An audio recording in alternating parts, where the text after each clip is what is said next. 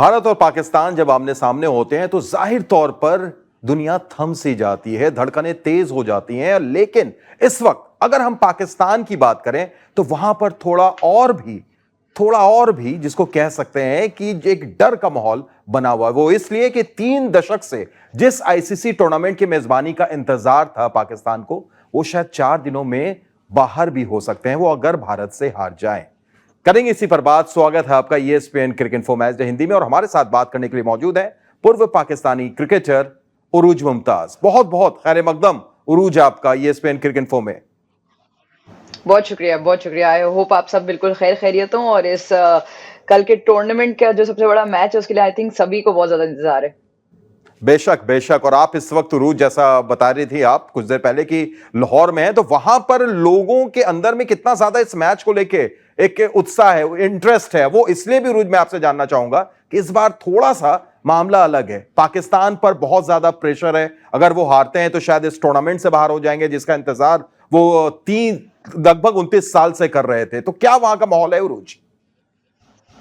देखें, जो इंडिया पाकिस्तान के मैच की जो फैंस की जो कहते हैं ना इंथुजियाज्म है, वो तो अपनी जगह है बिल्कुल। जिस तरह आपने कहा कि सारी चर्चा जो है वो सिर्फ पाकिस्तान इंडिया के मैच की हो रही है कि क्या होगा क्या नहीं होगा, क्योंकि वो राइवलरी तो रहेगी चाहे कितनी भी टीम्स का हाल हो, कोई भी कहां पर पोजीशन हो।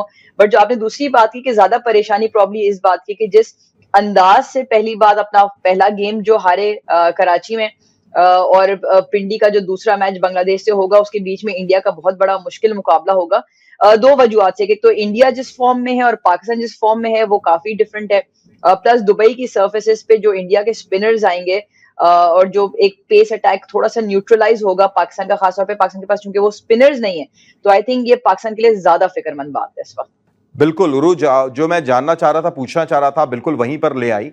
ये जो परेशानी है दुबई में, स्पिन की कमी है पाकिस्तान के पास, इसका कसूरवार कौन है? क्योंकि ये तो पता था कि भारत के खिलाफ दुबई में मैचेस होने हैं, पाकिस्तान को कम से कम एक मैच खेलना ही है, लीग मैच, और दुबई की पिच भी धीमी है। उसके बावजूद पूरे स्क्वाड में सिर्फ अबरार अहमद के तौर पर एक स्पेशलिस्ट स्पिनर के साथ जाना, वो भी तब जब कुछ दिन पहले सुफियान मुकीम जबरदस्त परफॉर्मेंस उसका हमने देखा था, 4 विकेट उन्होंने लिया और उसके बाद वो टीम से ड्रॉप होते हैं। थोड़ा पीछे जाएं तो शादाब खान का ऑप्शन था, उसामा मीर का ऑप्शन था। टेस्ट में भी हमने देखा जिस तरीके से साजिद खान और नुमान अली बॉलिंग कर रहे हैं। तो ये सिलेक्शन को आप कैसा देखती हैं? क्या खुद ही एक एक्स्ट्रा प्रेशर ले लिया पाकिस्तान ने? बिल्कुल सही कहा आपने कि पाकिस्तान जो है, तैयारी पाकिस्तान ने जो जिस तरह से की थी पिछले 6 महीने 1 साल में, जैसे आपने कहा सुफियान मुकीम को और फैसल अकरम को व्हाइट बॉल में हम लेकर गए थे। हमने आमिर जमाल और इरफान खान नियाजी को हम क्विक बॉलिंग ऑलराउंडर्स की सूरत में अपने साथ लेते चले। तो इस तरह से जो बिल्कुल 11th आवर पे जो टीम की बिल्कुल ही नई शक्ल नजर आई, जिसमें क्या कहते हैं, खुशदिल शाह और आपके फहीम अशरफ टीम में वापस आ गए, जिन्होंने कोई 2-2 ढाई-ढाई साल टीम के बाहर गुजारा और वनडे क्रिकेट भी उस तरह से नहीं खेली। तो कुछ चीजें थोड़ी सी समझ नहीं आई, क्योंकि जिन प्लेयर्स को आपने तैयार किया था और अपने साथ रखा था, जिसमें आपने खुद का उसामा मीर, शादाब खान भी शामिल है। अगर आपने पाकिस्तान की सर्विसेज को यूज करनी थी, वो भले ओडीआई क्रिकेट में थोड़ी फर्क हो, आपके पास काफी सारे स्पिनर्स थे जो पाकिस्तान की टीम के साथ अटैच थे for the last 6 months and a year, जिन्होंने परफॉर्मेंसेस भी दी।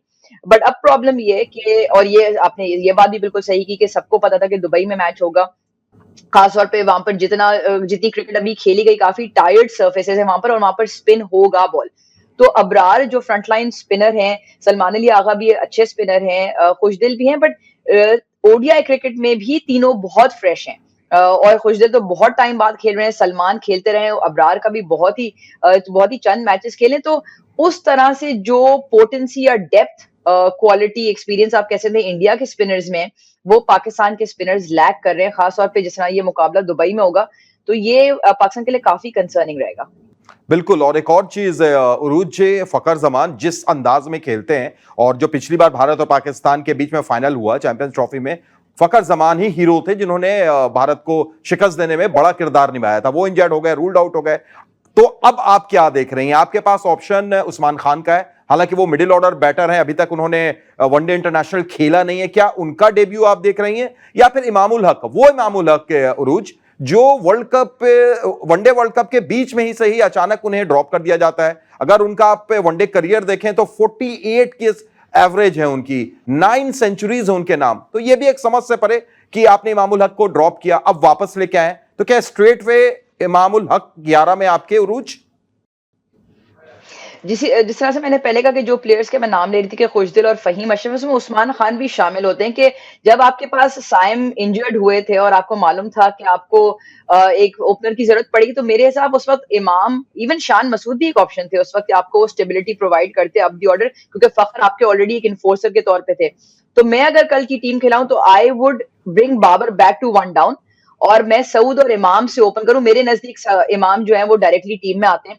शाहीन के खिलाफ भी उन्होंने एक अच्छा 90 का स्कोर किया। आपने उनकी ऑलरेडी एवरेज बताई, ऑलबिएट दुबई का सरफेस है, बट मेरे हिसाब से उस्मान अभी भी उस तरह से उतने वर्सेटाइल प्लेयर नहीं है।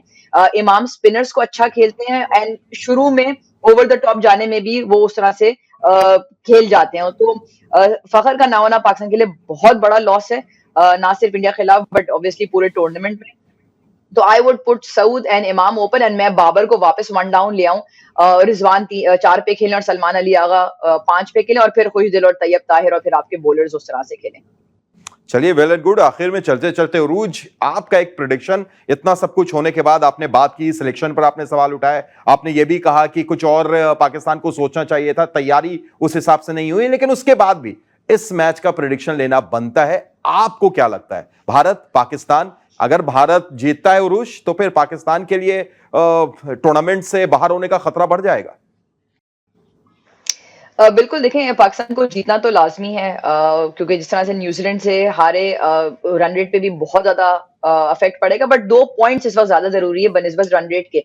But just the way game setup है, दुबई में है, इंडिया वहाँ पर ऑलरेडी मौजूद है, इंडिया के स्पिनर्स तगड़े हैं, इंडिया के बैटर्स थोड़े से ज़्यादा फ़ॉर्म में है पाकिस्तान से।